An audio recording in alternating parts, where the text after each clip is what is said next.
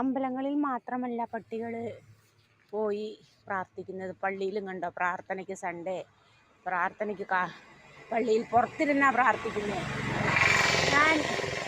ഞാൻ ഇവിടെ ഇരുന്ന് പ്രാർത്ഥിച്ചോളാം, ഇത്രയും മാലോകർ പ്രാർത്ഥിക്കുമ്പോൾ ഞാൻ കാവൽ നിൽക്കണം എന്നാണ് പുള്ളി പറയുന്നത്. പ്രാർത്ഥന കഴിഞ്ഞു. നിന്റെ പേരെന്താ? മിടുക്കനാണ് കേട്ടോ. എല്ലാവർക്കും കാവല്. എല്ലാ സൺഡേയും പള്ളിയിൽ വരണം കേട്ടോ. Very good. ഞാൻ അകത്തൊന്നും കയറി ഡിസ്റ്റർബ് ആക്കുന്നില്ല. ഇന്ന് കുർബാന നടക്കുന്നതാണ്. എനിക്ക് കുർബാനയ്ക്ക് പങ്കെടുക്കണം. എൻ്റെ ആത്മീയ ഭക്ഷണമാണ് ദിവ്യകാരുണ്യ ബലി എന്നാണ് അവൻ പറയുന്നത്. കുർബാന കഴിഞ്ഞു കേട്ടോ. ഞാൻ പോവുകയാണേ.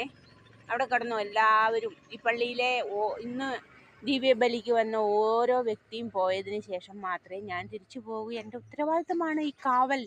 സൺഡേയിലെ കുർബാന എന്ന് പറയുന്നത്. നോക്കിയേ, നീ വീഡിയോ എടുക്കോ എന്ത് വേണേലും ചെയ്തോ. കുർബാന എല്ലാവരും പോയി കഴിഞ്ഞാൽ ഞാൻ ഇവിടുന്ന് പോവുള്ളൂ. ഓക്കെ, കണ്ടോ? അതാണ് അതിൻ്റെ ദൃഢനിശ്ചയം. കണ്ടോ? ഞാനിവിടെ വന്നിട്ട് അതിനെ ഡിസ്റ്റർബ് ചെയ്യാനല്ല നോക്കിയത്. കുർബാന കൂടിക്കോട്ടെ, പക്ഷെ അത് പോവില്ല. കണ്ടോ? അപ്പം മനുഷ്യരെക്കാളും എത്രയോ നല്ല മൃഗങ്ങളാണ് അറിവുള്ളതെന്ന് മനസ്സിലായോ? അമ്പലങ്ങളിലും പള്ളികളിലും ഒക്കെ കുർബാനയും അതുപോലെ തന്നെ അമ്പലങ്ങളിലെ വഴിപാടിനും എല്ലാത്തിനും കാവൽ നിൽക്കുന്ന പട്ടികളുണ്ടെന്ന് വീഡിയോ കണ്ടിട്ടുണ്ട്. ഇപ്പോൾ അത് കറക്റ്റല്ലേ? എത്രയൊക്കെ പറഞ്ഞാലും കുർബാന ഇച്ചിരും കൂടെ എല്ലാവരും പോയി കഴിയാതെ ഞാൻ പോവില്ല. അമ്മേ നിങ്ങൾ പൊക്കോ എന്നാണ് പറഞ്ഞത്. അപ്പം മനുഷ്യർക്ക് പോലും ഇത്ര ഉത്തരവാദിത്വമില്ല. അതാണ് മൃഗങ്ങൾ. Dog is a precious animal. Dog is a kind hearted,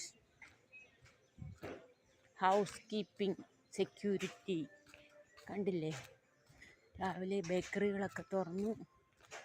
രാവിലെ കയറി ഉണക്കമുന്തിരി വാങ്ങിയാലോ? വേണ്ട, ഇന്ന് വേറെ കുറച്ച് കാര്യങ്ങൾ ചെയ്യാം. ഉണക്കമുന്തിരി വെള്ളത്തിൽ കുതിർത്ത് കഴിക്കുകയാണെങ്കിൽ അനീമിയ ഒക്കെ വളരെ പെട്ടെന്ന് കുറയും. അപ്പോൾ ഉണക്കമുന്തിരി, നെല്ലിക്ക, കുക്കുംബർ, നാരങ്ങ, ഇഞ്ചി, ഈ വക സാധനങ്ങൾ, നേന്ത്രപ്പഴം എല്ലാം നമ്മുടെ ജീവിതത്തിൻ്റെ ഭാഗമാക്കാം. എന്താന്ന് ചോദിച്ചാൽ ജീവിതശൈലി രോഗങ്ങൾ കൂടിക്കൂടി വരുന്നു. എല്ലാവർക്കും കൊളസ്ട്രോളും പ്രഷറും ടെൻഷനും ആദിയും വിശ്വാസക്കുറവും. പണ്ടുള്ള കാലത്തെ ജീവിതത്തിലേക്ക് തിരിച്ചു പോയാൽ, നമ്മുടെ പൂർവികരെ കണ്ടുപഠിച്ചാൽ കുറച്ചുകൂടെയൊക്കെ നമ്മുടെ ആരോഗ്യം ആയുസ്സുമൊക്കെ നമുക്ക് വീണ്ടെടുക്കാം.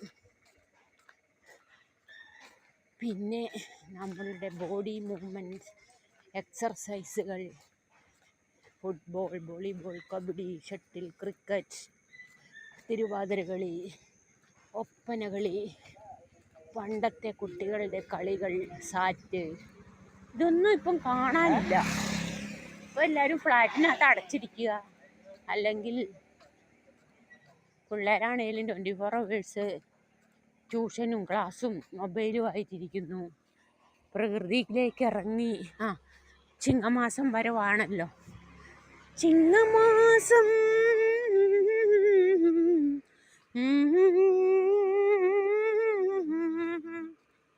പൊന്നിൻ ചിങ്ങം വരവായി.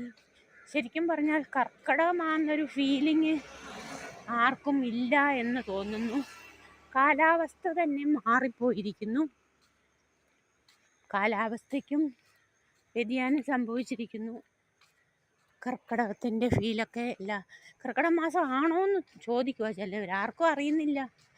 എങ്ങോട്ടാണ് ഈ പോക്ക്?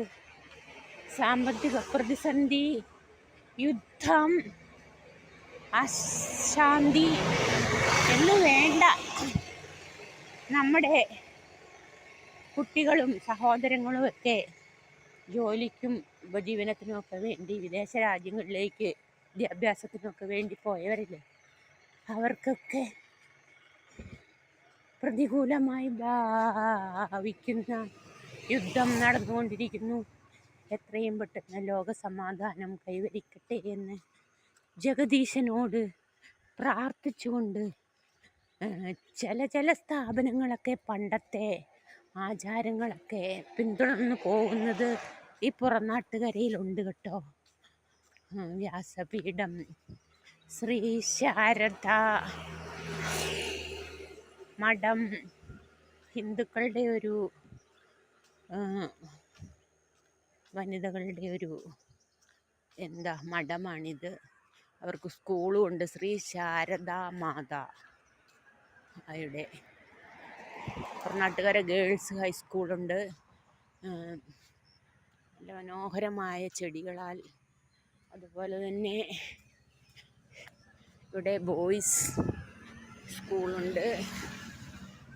അത് മറ്റേ ആചാര്യന്മാരുടെയാണ്. കുർണാട്ടുകര എല്ലാം കൊണ്ടും സമ്പൽ സമൃദ്ധിയും പുരോഗതിയുടെ പാതയിലേക്കും എത്തിയ ഒരു പഞ്ചായത്താണ് തൃശ്ശൂർ ജില്ലയിൽ. അങ്ങനെ ഞാനും ഇവിടെ എത്തപ്പെട്ടു. അടാട്ട് പഞ്ചായത്ത്, കുർണാട്ടുകര.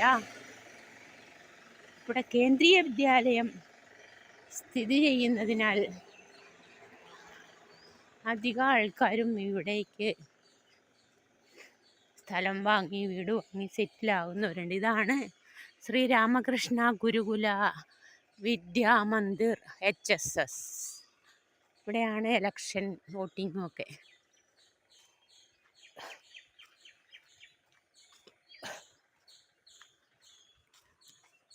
ഇപ്പോൾ എല്ലാവരും വീട്ടിൽ നിന്ന് പുറത്തിറങ്ങാൻ മടിക്കുന്നു. ആർക്കും ഒരു ഉത്സാഹവും ഇല്ല, ഒന്ന് വിയർക്കുക പോലുമില്ല. പിന്നെ നമ്മുടെ സൂര്യൻ പറയുന്നത് ഇത് സ്കൂളാണ്, Sree Sarada girls higher secondary school under Sarada Mata, aided സ്കൂളാണ്, ഗവൺമെൻറ്. അങ്ങനെ ഇന്നത്തെ സൺഡേയിൽ അപ്പം thank you for watching. Please subscribe. എല്ലാ നല്ലവരായ സബ്സ്ക്രൈബേഴ്സിനും നല്ലൊരു സൺഡേ ആശംസിച്ചുകൊണ്ട് നിങ്ങൾ എല്ലാവരും ആയുരാരോഗ്യത്തിനു വേണ്ടി പ്രാർത്ഥനയും കർക്കിടക ചികിത്സയും എല്ലാം ചെയ്യുക. എല്ലാവിധ ആശംസകളും നേർന്നുകൊണ്ട് please watch, subscribe, share your friends. Thank you.